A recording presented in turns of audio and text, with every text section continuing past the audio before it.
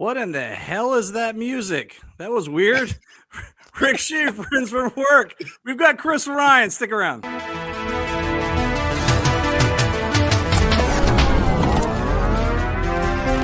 Everybody come on, let's get down.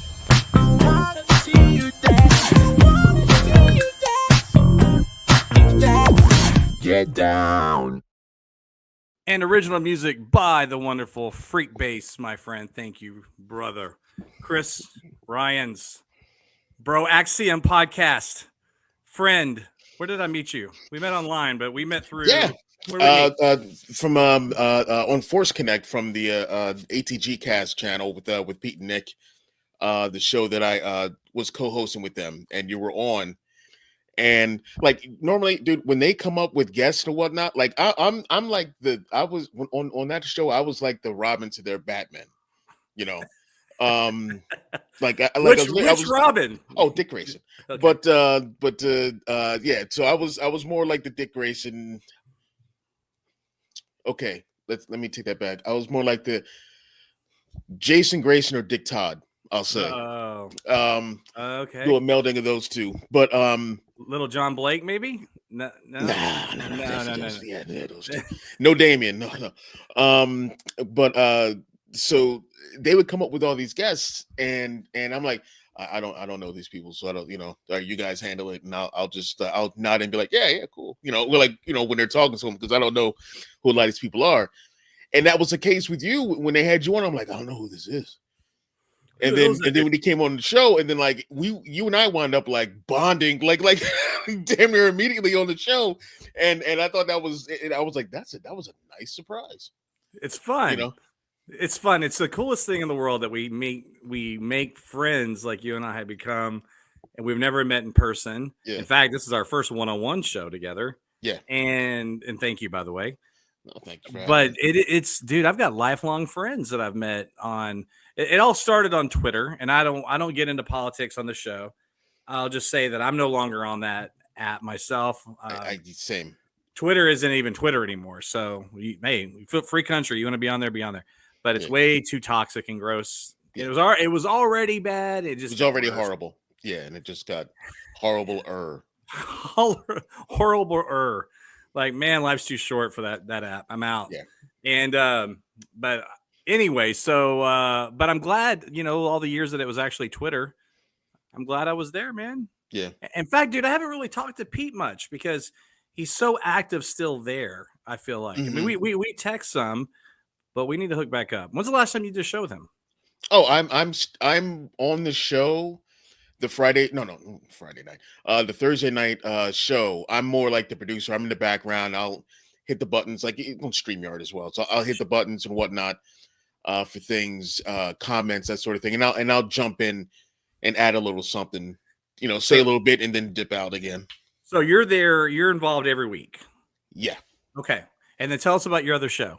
Broaxium. Broaxium is the Star Wars channel, now Star Wars Plus channel, that I started with my partner back in 2018, and it first started off as us doing Star Wars comics previews, like every week before the comics come out, because at the time I was working at a comic shop, I was able to get the comics early and read them, so we'd read them.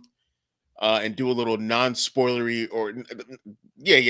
as non-spoilery as we could get preview of each of the comics.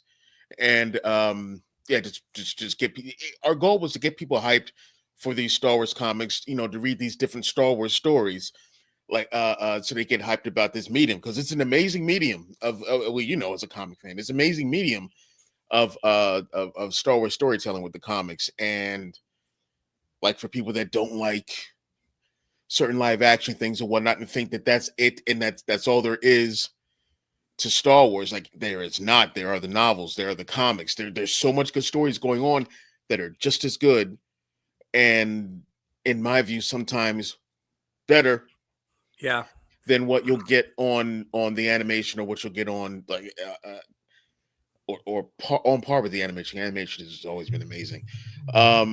Or the live action stuff. So who is heading that? Pardon me, I'll turn this thing off. Who's heading that over at Lucasfilm? Well, it's still the story group, and then there's I know Charles Soule.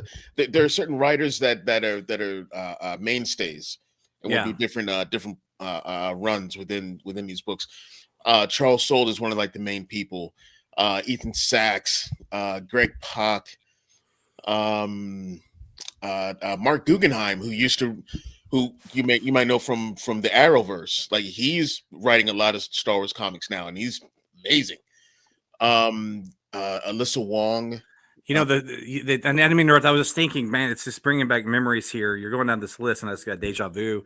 We were doing a show with Pete, and I think you were trolling him for not really being into Star Wars comics. Yes, that is a bit, but I mean it with all my heart. Whenever I hassle him on that. Well, I'm guilty as well. It's not that I'm denying them. I just haven't embraced them. Right? It's I haven't quit them. I just have been a non-starter.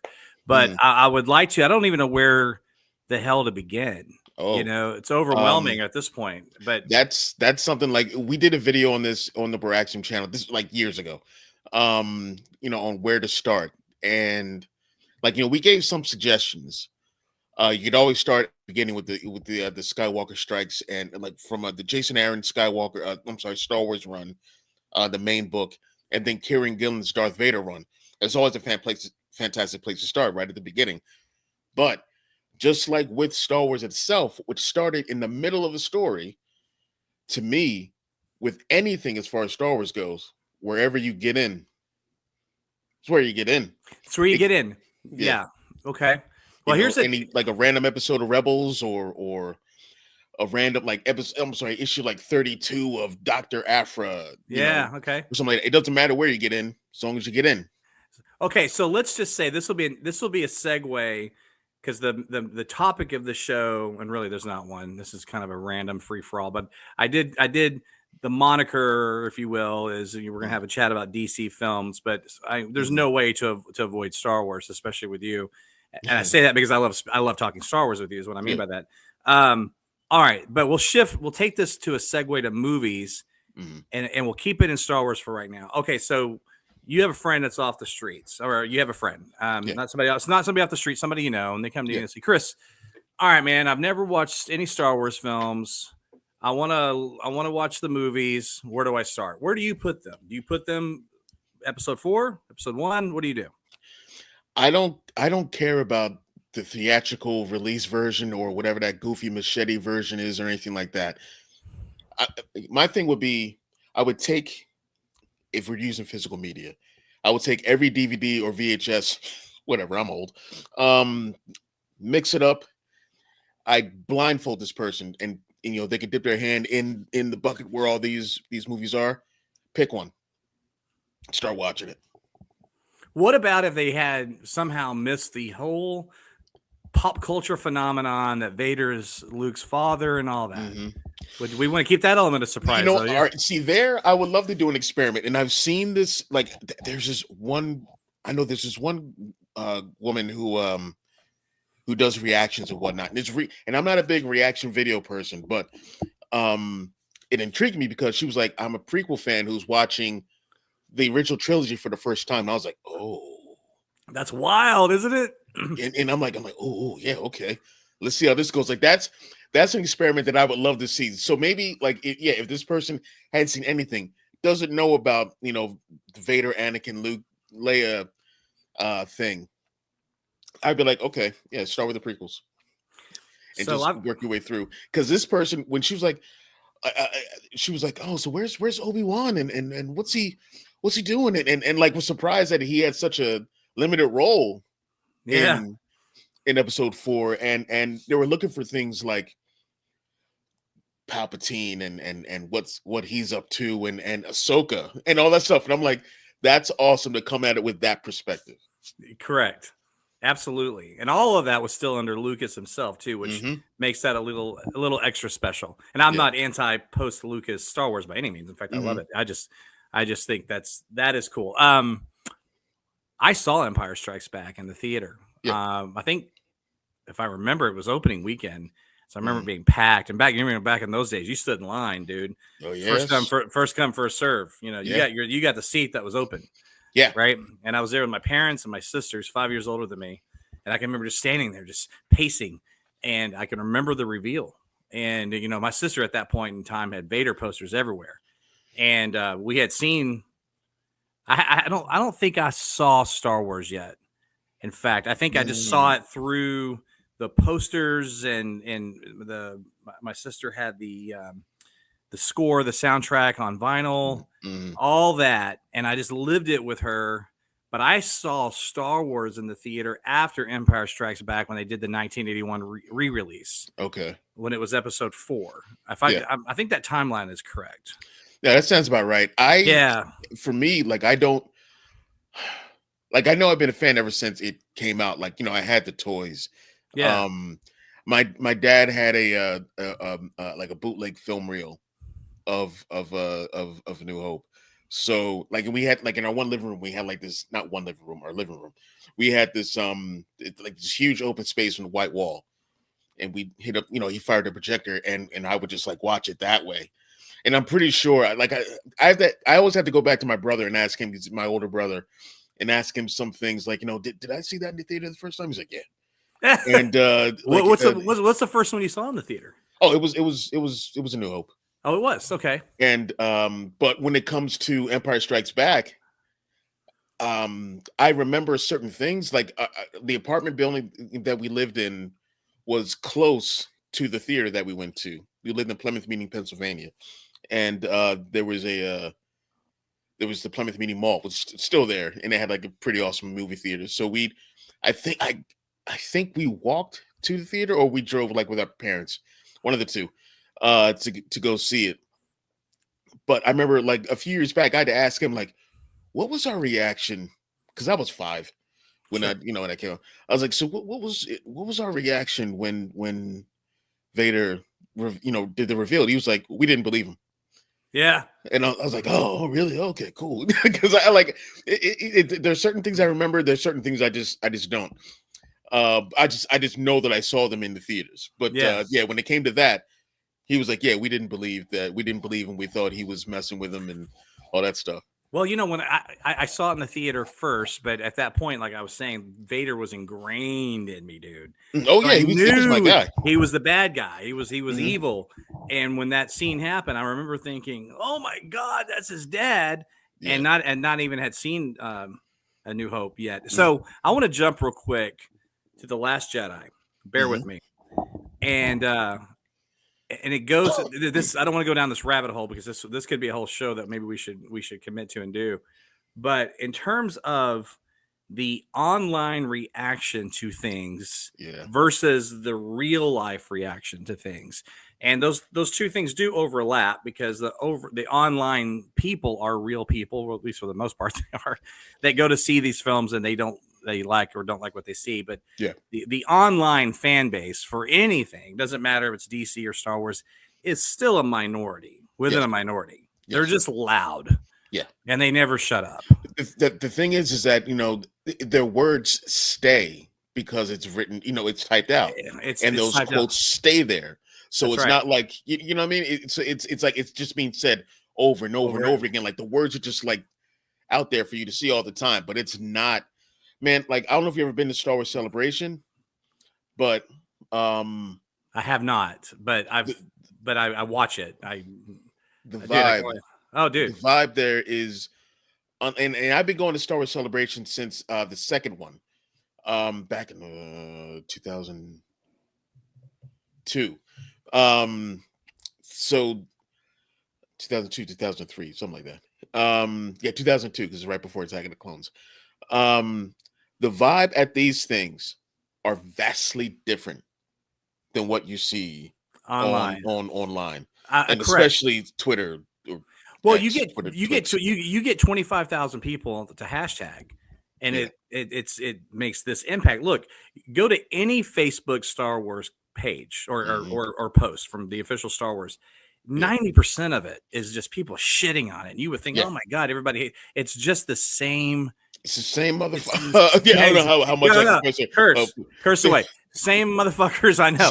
Absolutely. But what I was going to say is, so I'm at The Last Jedi and I'm with these dads. I call them I won't say the school name on here, but my daughter's elementary school, and they're the dads that that we grew up with, going camping and all that.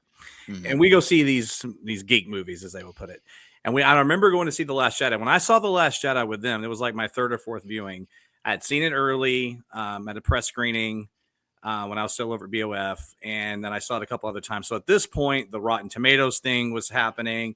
Ryan Johnson was getting smeared online thing was happening. All that toxic shit was happening. Yeah. So I go see the movie with these guys under that umbrella, right? They have no idea. They're not privy to any of that shit. They're not following it, nothing. They might come across some random thing on Facebook and what was that? And they move on. By the way, this is the majority of people that go to see these movies for you guys listening out there. Yeah.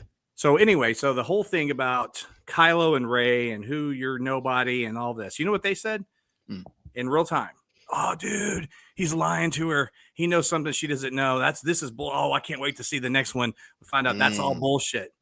Yeah. So you know how cool it was to live that in that moment with just normal moviegoers, normal fans that have no idea who the hell wrote this film, or they just think George Lucas is still.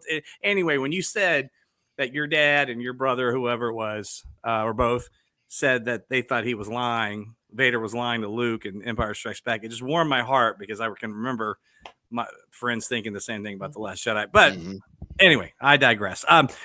So, God dang it, man. I don't know if I want to shift gears, dude. I just want to talk Star Wars with you at this point. But but I kind of want to shift gears because I want to talk DC and the time we have left here. But let me ask you this. Yeah. Dang it, I'm going to regret this because this is going to open a can of worms because I want you to go into it. Okay. So how do I minimize? Okay, how about this? What is the Rey movie going to get made? Whatever the variation of the Rey movie is. The Rey movie? Yeah, I hope so. I hope so, because if there's anything, a lot of fleshing out of that era needs to happen. Like right now, we're getting in live action. Yeah, live or just all across the board. Like, we don't have enough in the sequel trilogy era and beyond, or anything beyond, except for like the Lego holiday special, that was like after. But what's needed is a bigger fleshing out of the sequel trilogy era. We get a little bit with or we get a good bit with Star Wars Resistance, this animated show. We have a couple of comics that are peppered throughout that era. Like there's one going on right now with Kylo Ren, which is it's called The Legacy of Vader, but it's a Kylo Ren book. Between 8 and 9 is when this story is done, which is cool because more has to be done in that space. See that's something I would just want to dive into and read right now. Okay, it's good. It's good. Yeah, and there are I don't know how many altogether. There's a handful of novels that are in that era as well, but there needs to be more. Well, and I know I agree. In fact, and I really love the sequel trilogy. I like all three of them. Yeah. I think they all three work together. But in terms of what really matters, and not to take away from comics or animation for that matter, but the global audience, the true reach of the power of Star Wars is live action cinema. Yeah. And I would love to see those characters explored more, especially her.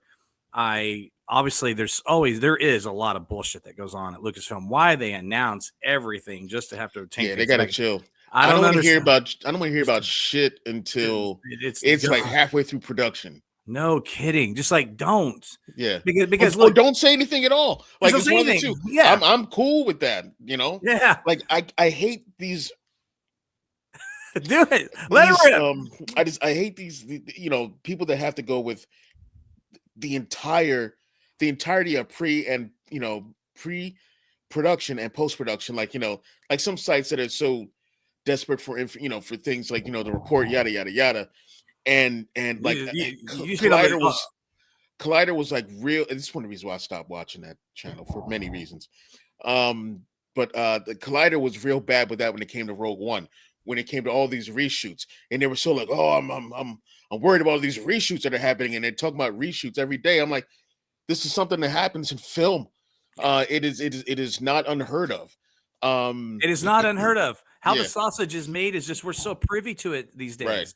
Right. And maybe we shouldn't. Like, that's my problem with pro wrestling. Like, I'm a pro wrestling fan, and that's my problem with that, to the point where it makes me not want to watch any of it anymore. How do We you? know too much. We know too much about the backstage stuff and contracts and this and that and the tribalism. Oh my God, it's ridiculous. We're the same age, right? Yeah. Well, you're going to be 50, right? No, I'm Oh. 43. No. Shit. Are May, you? no. Oh. May 1975, bro. Yeah. Okay, February well, 14th. Okay, you just 75. you I just just turned turned 50. You just turned Yeah. the big 50. Did you get my pony? It's outside. It's outside. Alf. I named him Yeah. Alf for you. So you're 50. When I turn 50 in May, just send them back to me, I guess. Yeah.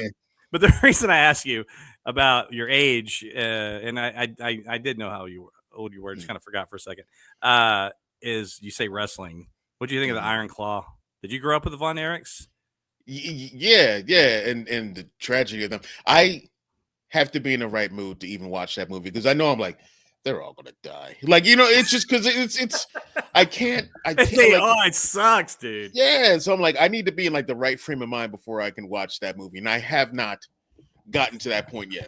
Okay, you're from. Did you grow up in Philly? You said something about Born in Philly, and like we moved a lot, in my childhood, but yeah, born in Philadelphia, lived in Philadelphia for a little bit during my childhood, but all my family's there, so I just in Philadelphia a lot for all that, and moved around, and mostly lived in the suburbs in King of Prussia, Pennsylvania. Well, and the reason I ask is I'm sure we're the same age, so the type of wrestling that we were exposed to obviously could be geographical, right? I mean, I'm a Dallas kid, and man, my grandfather used to take me to the Sportatorium, dude, to see the Von Erichs, the Freebirds, not Andre the Giant, that was WWF. What was his name? Bruiser Brody. Yeah. Chris Adams. Remember all these guys? Yep. Oh my goodness, crazy! And I can. So you're talking like the territory days? I can smell the Sportatorium. I can smell it. In fact, after that movie, I drove when I was because I still live in Dallas part time. It's still home. I'm in Houston, but anyway, but I drove to the spot. It's still like nothing's been really built there. It's all kind of fenced off, and I was looking at it, going, man. I looked up and I saw the view of downtown Dallas, and I was like, how many times I looked at it. Of course, the skyline's changed a lot since 1986 or whatever, but in terms of just certain buildings and like how well they capture that in the film. I mean, they really did a good job with capturing that moment. Anyway, not to go down that rabbit hole. I was just curious. You said wrestling, and I know we're the same age. And you're a Cowboys fan too, which is fascinating to me. Another podcast for another day. Yeah. God I'm a Cowboys fan. My father was a Cowboys fan. He when he was drafted, he was stationed in Texas. And that's where he became a Cowboys fan. Nice. And then when he came back, he instilled that into my brother and I. So that's just how it was. We're just, living in a family full of Eagles fans, and living in Philadelphia where it's gets a little volatile. Little easier, to say the least. Little easier to be an Eagles fan these days than a Cowboys fan. And it's still bums. Yeah. I agree. We're on the same page. I agree. Can't stand them. But God. Okay, going back right before I hijacked my own show about wrestling. We're talking about our age. We're talking about what the hell were we talking about? We're talking about Star Wars specifically, about I don't even remember now, but about exploring these films about just how the sausage is made. And you were saying wrestling, same thing.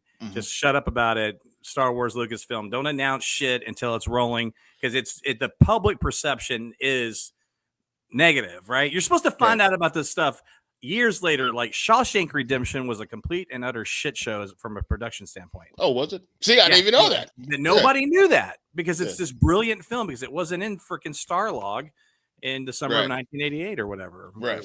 Yeah. Okay. Yeah, I don't need it's cool to get that kind of information. Like when they put out, we took the first production shot of like Rise of Skywalker. I'm like, oh, that's awesome. And you're getting like Lucas started this with the day-to-day stuff with Attack of the Clones. Yeah. on StarWars.com. You know, they Oh, that's talked about right. production all the way through. That, as much as I love Lucas the way it did, like that was it was kind of like when he left out this blueprint for, you know, a hostile takeover of a country or a galaxy, with the prequels. It's the same thing. He He kind had of he, left. He really, he was building some goodwill back up. yeah. It was I know we live in this history world, but man, the Phantom Menace was rough, dude. That was a rough reaction. Yes. It was rough. We didn't have social media, not especially like we do now, but if we would have, it would have been very ugly. That did not. It did very well at the box office. It got decent popcorn reviews, but I hated it. I hated it. Hated it. I was so angry when watching that movie. There was the credits rolled, and I sat there and went, "What the fuck did I just watch? What is this cartoon kitty garbage bullshit?" Like I was so pissed. Now, do I like it now? I do.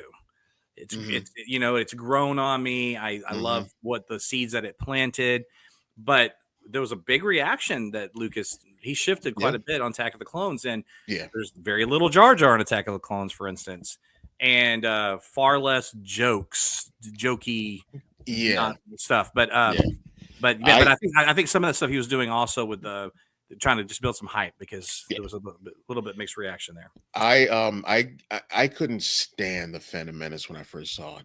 Same. So much so that I went back to the theater and watched it an additional 18 times. Oh, don't get me wrong. I saw the damn thing 10 times in the theater. Yeah. No, but you liked it at Yeah. your age. You did. Yeah. Well. Listen, Attack of the Clones, I loved. Mm-hmm. I loved it when that came out and I watched it. I went, he's redeemed himself, and then it made me like the Phantom Menace more. We're just retroactively, just all sort of kind of working for me. And then, of course, Sith was a home run, and so now these years later, I can watch the Phantom Menace and enjoy it. Yeah. In fact, I think I might like the Phantom Menace more than Attack of the Clones now. I don't know. And I think one of the things is that we have to get used to this style of Star Wars. I think that was a lot of the problems with some people, and if you watch the Clone Wars show, you can easily go back and watch Phantom Menace and enjoy it like it's just straight up Star Wars. Sure. It's like, for an example, and I think I said this before, like on other podcasts, but at first the Naboo ships just didn't seem what I know of Star Wars ships. I didn't hate them or anything like that. They just didn't seem Star Wars-y. They weren't lived in. They were polished. But it took a little bit. It took a little bit for it to marinate. And then I'm like, yeah, this is Star Wars as fuck. Like, yeah. Of course it is. I think for me, the film was, I didn't believe for 1 second that was the same universe as the other three. Looking at them now, what I find real interesting is watching Return of the Jedi. You kind of see, whose mic is that? Oh, I'm sorry, there's some weird noise. You see the Phantom Menace is the natural next film from that one in a lot of ways, stylistically, tonally, and everything for me. And if you look at the special editions and the things that he did to that film, especially post prequels, that one has the most prequel elements in it. Now, to be fair, it's also the last one of that story that leads it. No, I'm saying that backwards because it's not, because that would be the last one of the second one. The second trilogy, first trilogy. God, see, I'm a lifelong fan of the shit. It tricks me up. You get the idea. Style. Yeah, but it's the style. It's just the style and the tone. Yeah, and from a chronological standpoint, in terms of the release of the films, it is the Phantom Menace is obviously the next film. And so yeah, man. And then I can remember when I saw Attack of the Clones, I thought, man. And then when I saw Sith, I sat in that theater and I thought, that son of a bitch did it. This is a masterpiece Star Wars film. I still feel that way. What about you? I'm the kind of person that if you ask me what my favorite Star Wars movie is, I just say yes. All right. So like I love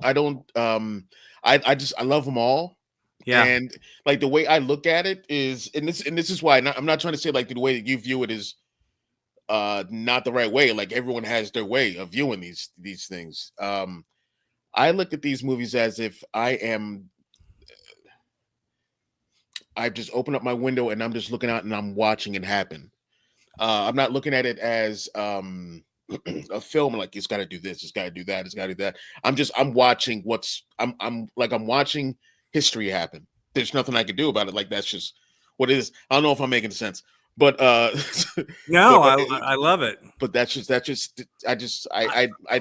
that's how I watch it. Well, let me say That's this. why I enjoy him. Now, and I take it all. I take Boba Fett. I take Obi-Wan. I take Andor. To me, it's just all one story. Yeah. That's just playing out. And Yeah. that's and so there is moments where I say, to your point, which one's my favorite film, and I can pause and think and go, okay, intellectually speaking, I think I like The Phantom Menace a little bit. Really, it's just one big giant story to me now. Yeah. And that's how I look at the Dark Knight trilogy. It's just I don't look at Batman Begins to Rises as just one big 8-hour story to me. So that's what Star Wars is. I hope it continues to be. Very little misses. I wasn't a big fan of Solo, and I didn't really like Acolyte, and I did not like it for the same reason the assholes online didn't like it. I just didn't think it was executed very well. But outside of those two, and I don't hate either one of them, by the way, I largely love everything. It all works for me. I can't think of anything that I did not like. There are things that happened that I did not like, and it's the entirety of Finn's not story, but just how the character was handled, and how he was promised, especially as a lifelong Star Wars fan and a lifelong Black person. I've been this way for a while. I was hoping, it's almost like you're born that way, Chris. Yeah, I was born for it. Maybe it's Maybelline, but I just, but we were promised something, and I'm a broken record because I complain about this a lot. But for me, it's like one of the very few, if not the only, for me, misses. Oh, outside of the way that Lucasfilm handled the backlash from Acolyte, is. What do you mean? Promise? Oh, they gave no support to that cast and all that. Okay. I'm sorry. You were about to say something far more important than me. Go ahead. But you were saying, as a lifelong Black man, as a lifelong Star Wars fan, Finn was not. Yeah, because when you show him with the light, like, as far as the previous go, you show him with the lightsaber, and he's one of the main three, and we never had a main three. Lando was not one of the. He was like main adjacent, as far as like Luke, Leia, Han, that sort of thing. But we have he's part of the big three. Like we finally got a Black dude in the big three, and I was like, this is what I'm talking about. They're doing it. And then they showed that preview with him holding the lightsaber, and I was like, oh my God, it's happening. Yeah. Like, and then you saw the movie. So that's, and I think, and I love The Last Jedi, but I would agree with you that Finn was not handled well. I understand what Rian Johnson was going for. I understand. I don't blame him. I understand the nuance of a Canto Bight. I understand this. I get it. I get the symbolism. I get the war profiteering, all that stuff. It's very well done, but I don't know. Finn, something went wrong with Finn. And then it happened in Force Awakens. Like, I don't blame Rian Johnson. He had to go by what happened with what J.J. Abrams wrote, and what him and Kasdan wrote. Like, but how did it end that he couldn't have done something a little different? I love The Last. Oh, he could have. Like, my whole thing was I was hoping, and it's never going to happen, of course. I was hoping that Finn and Poe would go on this Star Bros adventure in 8, and because the Haitian Prime was destroyed, and the Republic is in shambles, the Resistance is like very few. They need soldiers. They should have gone on this indoctrination tour and liberated a bunch of First Order stormtroopers and bring them over to the Resistance side to kind of even the scales a little bit. I was hoping for that. Didn't happen. But that was, Well, are you guilty? And I say this respectfully, my friend. Yes. I know what you're saying. And yes, I absolutely am. Writing the goddamn thing yourself in your head, and it didn't play out the way you wanted it to. Yeah. That's like the one time I was like, come on, like it's right there. I'm like, it's right. I appreciate being honest. I appreciate being honest about it. Oh God, did we shift to DC? I just want to keep talking Star Wars. All right. I need to keep this thing around an hour. So let's do this. Okay. Let's shift gears a little bit. Let's pause. And let's have another discussion about Star Wars. I do think the Rey film is going to get made. I want them to shut the F up about it and just make it. And then when it's in production, cool. Yeah. Let us know. Let us know who's directing it. Let us know who wrote it. I don't want to hear shit until then. Yeah, I don't want to hear shit until the director calls action on the last shot. And Of the film? and then that's it. And then maybe like editing's going well. I'm like, all right, cool. You know what I mean? Like it's the last thing I want to hear. I want to see pictures of the rap party, then I'll believe it. There we go. Mm-hmm. All right, let's shift gears here. Both big DC fans. Yep. And you're big into the comics. Let's have an overview conversation here in the next 20-25 minutes on DC film. Easy to say that Superman the movie is the reason we're here, period, with any of these films, including Marvel. If that movie didn't work, God knows what would have happened. Yeah. Right? So that movie will always have a special place in my heart, and I still like the second one. I love the second one, actually. Particularly the theatrical release, no offense, Richard Donner. And then the next movie that had to work was Batman. Yeah. 89. And it worked. Yes, it did. Then things get real interesting with Batman and everything else after that, and it's been a wild ride. Okay, so let's try to have a 20,000-foot conversation here for a bit. What is your favorite DC character? What is your favorite DC film to date? They may not be the same. Superman is my favorite comic book character, period. Okay. I knew that actually, but my number 2 is Nightwing. So anytime those two are in a book together, I'm like, hell yeah. My favorite DC movie, and I know I gave you a movie before that was, but I'd rethink it and see where I stand with it. It still stands. It's Man of Steel. It's Man of Steel. Okay. More so than the original Donner Superman film, huh? Remember how I said, like, as a family we moved around a lot when I was a kid. Yeah, that also that also goes with my stickler for nostalgia. That makes any sense. Like I'm able to, like, yeah, it was good and it did this, but I don't hold on to it to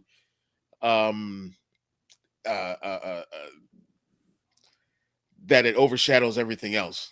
Not saying that's what you do. I'm just saying, like, that's just how I listen, things. Sure, no, and there's nothing wrong with you saying that. I'm just curious. I think for me, that film remains on the top of that list just simply because it was so revolutionary to see him fly and the score and oh my God, all of it, and it's beautiful. And it's 3 films in one. It's like a futuristic film on another planet, and then it's like this Mark Twain like farm country Americana story, and then it's this big city hustle superhero come to life. Yeah. It's then that third one came out. What do you mean, Superman 3? Yeah. Well, I mean, at least it's not the fourth one. I just did a podcast on that. I had Freak Bass and Bob Seska and Zaki Hassan, and we all talked about that film. We're like, and Bob Seska, I don't even know who that is, but he goes down this really funny bit about the sister and how the most horrifying scene is when she, they pull her back and she makes her the robot. Yeah. That's a weird film. So much coke. But I mean, it had Richard Pryor in it, though. No, that was a highlight. The rest of it, there's so much cocaine going on. So like, man, is this gonna? It was just everywhere, just clouds. And I think probably even the skiing on top of the building on that high rise was like symbolic to all the blow that they were doing. That was literally all the cocaine, and they were skiing on it. They were just taking their keys as they were sliding down.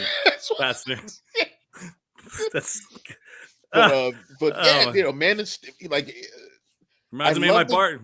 I love Man of Steel because it like you had a not to say that Reeves wasn't comic accurate for his day, but that was the same with Cavill as far as the looks go and everything. Oh, I okay. like. I'm such a huge multiverse nerd, except for Star Wars. I'm not a big Legends and Yeah, yeah, expanding yeah. universe person, but um, I'm strictly canon when it comes to Star Wars. But I love the multiverse. I love different takes on characters, and I love this take on Soups. Um, I love the look of the film. I love the feel. I love the soundtrack. I love that, and it may be the only take back I'll give for what Gunn is about to do is using the John Williams score. As much as I love that theme, to me that's a Reeve thing, Yeah. and I want a new who was it? Giacchino? No, Hans Zimmer. I forgot who did the score for Man of Steel, It was but Zimmer. it was Zimmer. That theme of sorts that they had for him It's great. was great. It's fantastic. Yeah. And I basically love that film overall myself. I got a little bit of a caveat there because it falls apart in the end for me with the destruction porn, but it does retroactively fix itself with the opening sequence in B versus S, which is my favorite thing about that movie is how it does that. It makes Man of Steel better for me. Yeah, I can see that. Like seeing things from Bat's perspective. Yeah, exactly. Yeah. Just all of it. It's just, and then that there were true repercussions from that. Yeah. Like you can't just do that, bro. Right? You should have flown off to some isolated area or something. Like he would have followed you. But he's like Soups at that point was new, and when you had that World Engine doing its thing, I mean that was tough to. Sure. No, I understand. Yeah. I understand the justification for the writing now. Yeah. Again, especially with the retroactive stuff that happens. Yeah. And that's about all I like about B versus S. I watched it again because I watched that film again recently with my 10-year-old daughter, and she loves Marvel films, and she was like, if she would have known the word morose, I think she would have said it because she was like, "Dad, this is weird." What version did you watch? We're not going to go down that road, are we? You're not going to, as much as I love and respect you, you're not going to be one of those people that tell me that movie is any effing different with that with a little bit more of Detective Clark and like 5 more minutes of fleshing out Lex's plan. It's the same. It's the same damn movie. Yeah, but those points the problem is points. But the problem with those problems with the movie aren't those points not being connected. It's that it's joyless. But I digress. No, there is. No, wait. He smiled once in that movie. I don't want. It's just like The Dark Knight is a dark Batman film, and it's got. When I say comic relief, I don't mean that as zippy jokes, but it just to like pull you out of the funk a little bit, bring you into the light, take you back into the dark, give you a little bit of ride. B versus S, man, is like. It's draining. It's draining. I did feel a little exhausted when it was a point where Clark is like talking to Lois. He's like, I guess nobody can really stay good. And he flies away. I was like, oh, brutal. Like, man, yeah. But I still love the movie. I still love. We got Bad Soups and Wonder Woman on screen for the first time. I was like, yeah, man, you got me. We did. But like Bats shouldn't have survived any of the Doomsday stuff. Like even. Like collaterally, he should not have survived any of that. Like a building should have smacked him in the face. But let's go. Batman, so he's survives everything. Like he should not even be a threat. So what Superman at all? So what happened with the? That's funny. So the Snyder stuff. So there was a lot of things that. Man, I was knee deep in this topic during my BOF years. This was like we had stuff coming at us like crazy. It was just, man, I had death threats. It was nuts. Literally death threats, direct one-on-one death threats because of just stuff that was being said online about that era of DC. Wow. But looking back on it all, like, for me, the Snyder cut and all that stuff. Fine. He's a really talented filmmaker. Man of Steel, I really like it a lot, but I still don't think he was the right guy for this. And but who is? I don't know. Look, I'll be honest with you, man. I am not like my favorite Batman films are the first one, and then the Mhm. 3 Nolan films, and Mhm. then the Batman is my 4th or 5th favorite. Mhm. And there's a lot of things I like about that, but you know what my favorite thing about the Batman is? The Penguin show, the spinoff, Yes. Yeah, it's bro, amazing. It's amazing. bro, it's Yeah, amazing.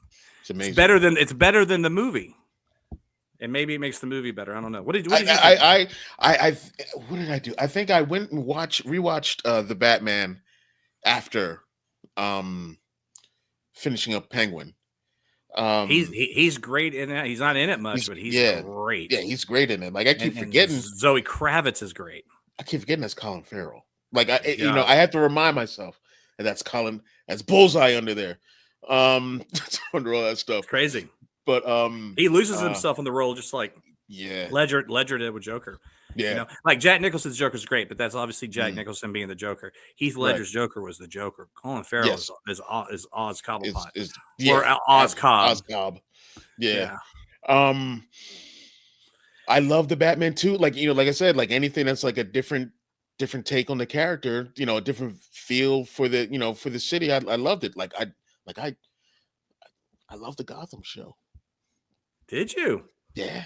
Did you? Okay, good Yeah. for you. Yeah, I loved it. I didn't really watch it. I just I couldn't everything get else into the Pennyworth show. I tried. Yeah.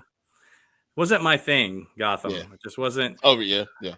No, I tried. I just and to me, I don't know, man. I think there's some things. I don't know why I'm weird about this. If it's a Batman or Superman, I don't want it. I don't want it on TV. Mm.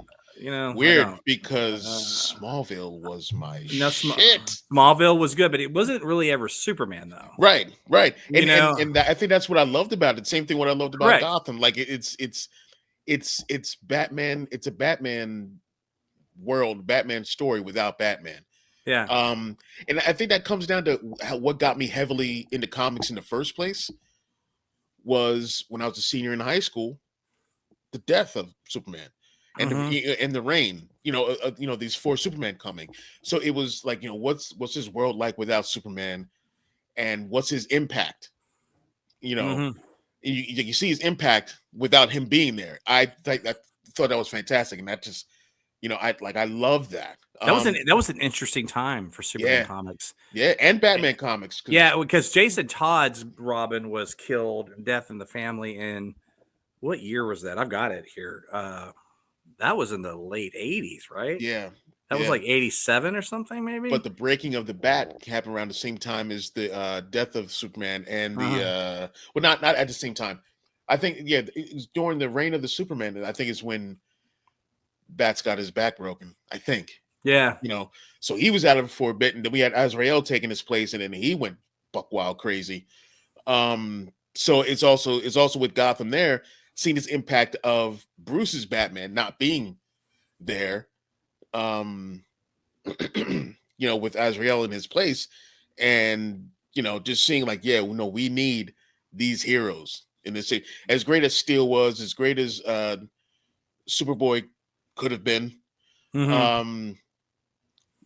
but Eradicator may have been my favorite, but definitely not Cyborg Superman. Like, you don't need him there, but you need like, Clark Kent as Superman there. You need Bruce Wayne's Batman in Gotham. Yeah. Well, and if they're not, TV's fine, right? But if it's cinematic, I want those characters in particular to be. Well, I feel the same way. Not to jump back to Star Wars, but that's my one complaint about the Obi-Wan show. It's like it's fine. Overall I enjoy it, and there's a lot of really great shit in it. But that should have been a movie. And in my view, and I agree. And Obi-Wan and Vader, they're so cinematic, I guess is the word I'm trying to come up with here. That's where they belong, and that's where Superman and Batman belong. And I know this last Superman show, Lois and Clark, had a lot of goodwill, and I watched a couple episodes, and they were good. I never got into it. I know, but he's a great Superman. I was not feeling that dude at first when he was on Supergirl. I was like, oh yeah, but his, like, when it came to his show, I was like, that's fucking Superman. The first time I saw him was because I watched when Brennan Ralph came back, and did his little bit, and he was the Kingdom Come Superman. Yeah, the Kingdom Come stuff, and he was with what's the actor's name? Tyler Hoechlin. Thank you. Yeah. So there's some now. This, and I want to ask you about James Gunn real quick, but let's kind of wrap up Batman just for purpose of this particular podcast. So I'm excited for Matt Reeves' universe to continue. He sounds like you probably are too, especially after the Penguin. Absolutely. But dude, they got to get that thing made. Like it's kind of bananas. Look. The fact that we're both turned and turning 50 this year, they got to hurry up with these movies. Right, we're on borrowed time here, guys. Gotta come on. We're thinking about doing something for 2028, and I'm like, no, let's no. I'm starting to look at 60, and this stuff just doesn't. Give me the scripts. Just I'll just read it that way. I just want to know what's going on. Because like Steven Tyler, I don't want to miss a thing. Don't want to. Dude, he sang on a show recently or something. Did he? Did some event because he had to retire his voice. Oh, God bless old Steven Tyler. Anyway, so the Batman needs to get made. It sounds like Matt Reeves might be going through some personal stuff as well. I hope that all pans out for him. God bless him. I think James Gunn is going to let him finish his story. Whether or not we get a trilogy at this point, I don't know, unless maybe they film two kind of back to back. Because dude, that's a long time, and I think the longer it goes, the less unless James Gunn is brazen enough to have his own Batman overlap with that Batman, which in this day and age, why not? Whatever. But DC won't do that though. They are so scared about doing different versions of the same character in the same medium, or even like between animation and live action. They're very weird about that. That's why some things changed on the Justice League Unlimited show. They took out someone because they were in the movies or in a TV show, and there was some kind of delay. Yeah, they do, but you had the Batman, and that universe still existed, and you had Michael Keaton come back in this movie right here, right, in the Flash, and and then the Matt Reeves universe was still simultaneously rolling in some other universe, not literally in a multiverse, but in terms of just how I see this stuff in my head. We love it so much. I want to believe that it's real and it's out there, and I'm just peeking into their world for 2 hours. Right. Because that's the whole point of it. It's the escapism. I'm not watching the actors do their performances. I want to watch Bruce Wayne go on his little adventure, and Selena Kyle do her thing, etc. Right. Just give us the cast that lets me have that escapism. Give us the writers that let us accomplish that. Those not fantasies, but the I don't know. Maybe they are fantasies in our heads. But I'm excited for the saga story to continue. Hopefully it does. So what do you think about James Gunn's Superman? To jump over to Superman here for a few minutes. How do you feel about the look of it and whatnot? I am enjoying everything I'm seeing so far, and there's not much, but I'm enjoying what I'm seeing. I just like to go back to Star Wars, just like with Star Wars, when I was like, all right, when Disney took over, I was like, all right, I'm going to be hypercritical about everything. If they don't get like something right the first time, I'm done, or I'm going to just be like really upset, yada yada yada. So Rebels was their first thing, and I was like, if this don't work, I'm fucking done. And because it was all for me. It was always like, all right, when Disney picked up a bunch of big properties and did things when they picked up Power Rangers for a bit. I don't know if you remember, they got the rights to Power Rangers. I'm like, well, that show's over, and it wound up being some of the best written shit they've ever that the series has ever had. They picked up Marvel, and I was like, oh no, it's over. And then while that was happening, I was like, oh, please don't get Star Wars. That was one thing. Please, Disney, don't get Star Wars. It's going to be ruined. It's going to be kiddie and goofy. Everyone's going to be singing. That's what I thought. And then I was like, so when they announced the Rebel show, and I was like, yeah, we'll see how this goes. All right, we'll see. This is the pH test. I got 10 minutes into that show. I was like, yeah, we're good. Because it's Lucasfilm. Yeah.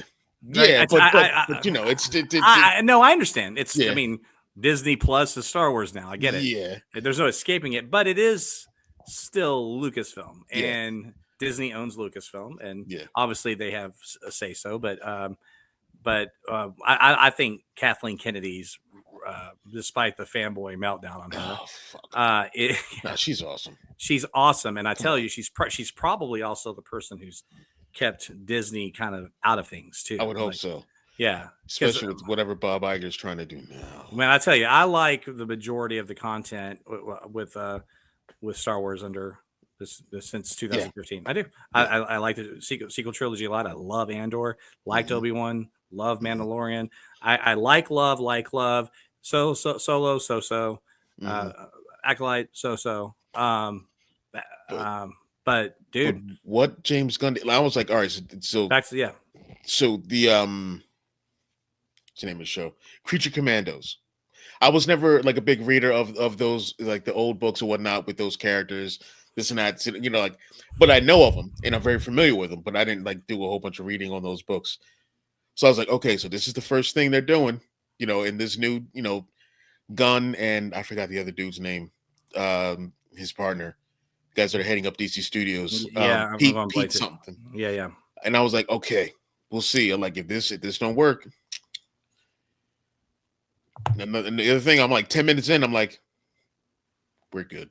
We're good. Like, Yeah. we're good. And then that trailer came out for Soups, and I was like, okay, I think we're onto something here. Okay. And like I said, we haven't seen much. And like as much as I liked the Guardians, like I love the first Guardians of the Galaxy movie and whatnot. Like I think that's, you know, that I like his style, and I think his filmmaking style will work for Superman. It's not gonna be goofy and you know, just old 80s hits and whatnot like Guardians was. It's not gonna be like that. But I think he's got a deep respect for Soups. So I think he's gonna handle it right. He does, and I see the love in the trailer. It's got to work. Yeah. He's got a lot right. He's got big brass balls releasing Superman first. He could have gone a safer route and done something that was not even established, but not established is not as, in some ways, not as risky. I mean, you know what I mean? You gotta he's going start off. He's going all in, and he's going with Superman. And Superman's been problematic on film for some time. You love Man of Steel, I get it. It was a divisive film, right? It had problems from a business standpoint, and B versus S did as well. The Chris Reeve Superman sequels were largely garbage, you know. Like it's he's had a rough ride. So we'll see. And Superman Returns, it's funny, I forget about that one, and I have my own personal experience with that film. But sometimes I forget to even, it's like, oh yeah, that movie. Forget that thing was even made. Because you know, it was just sort of a lazy Chris Reeves sequel. It was like Superman 5, kind of. Superman 5, sort of. Yeah. Definitely sort of. All right. So as we're wrapping up here, so this was a fun chat. I know we were a little bit all over the place, but really we talked about Star Wars and DC, so we weren't really all that over the place. Let me ask you, what is your since Batman is my favorite character and Superman's yours, I'm gonna list out each live action film. Give me your first one to your, you know, just like sentence or thought of the film. Just anything that comes to mind. The original Superman movie, Richard Donner, that film. Loved it. Love it. Superman 2. Loved it. Kneel Before Zod. Absolutely. Kneel Before Zod. 3. Cocaine. 4. No. That was supposed to be Bizarro. I know. That was supposed to be Bizarro. You see that? You see the deleted scene with that robot? Have you ever seen that? I'll send it to you. It's the weirdest thing. Part of it's like, why didn't they just keep that scene in there? Because it's so ridiculous. I wish I had it queued up here. I'll send it to you. Okay. All right. So Superman Returns. Misguided. I liked it. It took me a couple of to really get into it, but I don't like to get on hate trains like with other people, you know, that sort of thing. But I liked it. Okay. Got it. Man of Steel, you love it? Love it. Love it. B versus S, we'll count that. Love it. Justice League theatrical release. No. I mean, at first, look, I'm not gonna lie. At first, I was like, "Fuck yeah!" yeah, this was awesome. And then I'm starting to hear all the things that were supposed to happen in this movie with Zack Snyder's version. I was like, fuck that movie. Where's Zack Snyder's version? And then we got it, and I was like, yeah. All right, so Snyder cut, you like? Yeah. All right, cool. All right, real fast. Batman 89. Loved it. Who didn't? Batman Returns. Michael Keaton, Danny DeVito, Michelle Pfeiffer. Christopher Walken was in it as Christopher well. Walken. He was amazing. Santa Claus, afraid not. I liked it. Yeah. I dug it. Okay. Batman Forever. Val Kilmer, Jim Carrey, Tommy Lee Jones, Chris O'Donnell. He's got a Dick Grayson Robin for the first time since Burt Ward, my friend. In live action. Yeah. And that was the thing for me was we got Robin. I dug it. He was 38 years old, but we got him. Here's the thing with those movies, the third one and the fourth one, it's all about the soundtrack. U2 was killing it with that third one. Right? Yeah. Third all one? right. Batman and Robin. George Clooney. What are you gonna do? It is what it is, man. Right? All right, man. George Clooney, great Bruce Wayne. He would have been fine in the whole thing. Terrible Batman. Terrible. Just the movie's awful. Although it gave us this next movie, Batman Begins. Yeah, it's flawless. I don't care. Even what's her name? I know she gets bashed for being terrible. I think she's great in that film.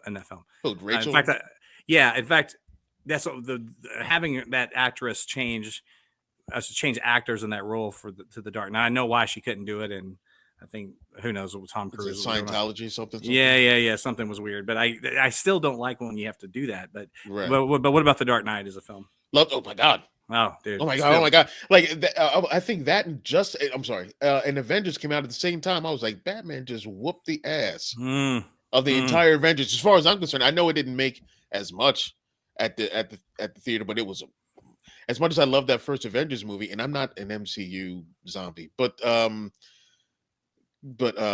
that could be a show for another time, man. I was hopping on my phone. I had to throw it because I was making notes on my phone. I got rid of it, but yeah, I've got there's already 10 shows I want you and I to do together. Okay. Topics. All right, because that's a show. All right, so B versus S. We'll count that one. Oh yeah, Batman v Supes. Yeah, the theatrical. No. I'm sorry, director's cut. Yeah, loved it. That extra 10 minutes fundamentally alters the film. Yeah. Whatever. All right. What's the third one? What's the third one called? Rise? No, wait. The Dark Knight Rises. Yeah. I didn't mention that one. Sorry. Yeah, Rises. Yes. Loved it. It's great. Loved it. I love the ending. Yes, I like the way that Nolan honored Robin in the film. It was perfect for that universe. I don't care what people say. For that universe. Okay. What do you think he would have become? Do you think it would have become Bats, or do you think it would have become Nightwing? Well, I think it's set up for him to become Batman, but I like that we leave that up to interpretation and we don't ever see it. It's the end of a story, not the beginning of another one. I know it feels like a cliffhanger. I get that, but it's just I get what Nolan did with it. It wasn't a cliffhanger for Nolan. Right. He's not returning to it. Yeah. No, that's the end of the story. And that there's something quite beautiful about that. Yeah. And then, okay. So then B versus S you like, and then the Batman. We'll end it there. Loved it. Yeah. Love that different look, different take, different feel. Yeah. I love Pattinson as as Bruce Wayne. This just this broken. Like when it's morning and he's putting on sunglasses because he's not used to the light. I'm like, that's so dope. Yeah, that's so cool. That's a great little nuance pickup. I love that moment. Yeah, absolutely. All right. What's going on next? Plug something. Well, as always, every week, with Broaxium, we do Star Wars comics previews every Monday and Tuesday. They come out. This coming week is the much waited for. We've been waiting for this for years. It should have came out in 2019 or 2020, but then 2020 happened. Was the Rise of Skywalker comic adaptation that's finally coming out, and there's going to be scenes in this comic series that did not make it to the final cut of the movie. So that's a real incentive for people to go out and grab this and see this story more fleshed out. So we have that coming up. Every Sunday night, there's shooting. We have the Poodoo Crew, which is a free form conversation, just talking about everything that happened in the week that's like, geek and nerd related. What else we got going on? We have a new show coming up. It's me and my buddy Mick, and we may have to have you on this one too, bro. It's called Gen Xium, and it's going to be us just talking like just stuff from back in the day, all like movies and TV. Please have me to on the that. mall, Saturday morning cartoons, after school cartoons. Talking about all that stuff, like old snacks that we used to eat back in the day, stuff that's just not available anymore, that sort of thing. So we're going to be talking about a whole bunch of different things, like with the Gen X vibe to it. We've got that. We have the Starbucks podcast with Jan and Ben, and they're going to be, they're what I call Star Wars easy listening. It's like it's a nice conversation. These two nice dudes just talking about Star Wars. We have BX Gaming on Tuesdays and Wednesday nights. And just us like playing video games and fighting games and things like that as well. So, and we have a Star Trek show now called Broaxium. We're that nerdy. So we have that coming up as well. So yeah, a lot of things going on with Broaxium, as well as the Broaxium Outpost Toy Store, where we have mostly Star Wars figures, but we have Marvel Legends, some DC figures, Masters of the Universe, G.I. Joe Classified, and Transformers. Fun, busy man. Well, Yeah. dude, you're a talented guy. I love you to death. Thanks for doing this. Let's have another Thanks for having conversation. me. We'll have a more cohesive topic next time. I just wanted to let her rip. I did not expect to talk as much Star Wars as we did, but I happens, man. but I'm glad we did. It was awesome. Okay, so Rick Shew, friends from work, Aaron Varola, and I from the Fanboy Garage, we are rebranding the show. I think we're gonna call it the Yeehaw and Yankee podcast, because I'm from Texas, he's from Long Island. Get it? We're playing with the name a little bit, but that's going to be the spirit of the show is going to be very similar to this, but he's going to be the co-host on it, and it's long overdue for he and I to have our own show together. Can't wait to get you guys on to talk. He's real. You guys will mesh great. He's fantastic. Anyway, he can talk chopped cheese. I can talk cheesesteaks. That's right. That's right. All right. Over and out. Thanks for watching. Bye.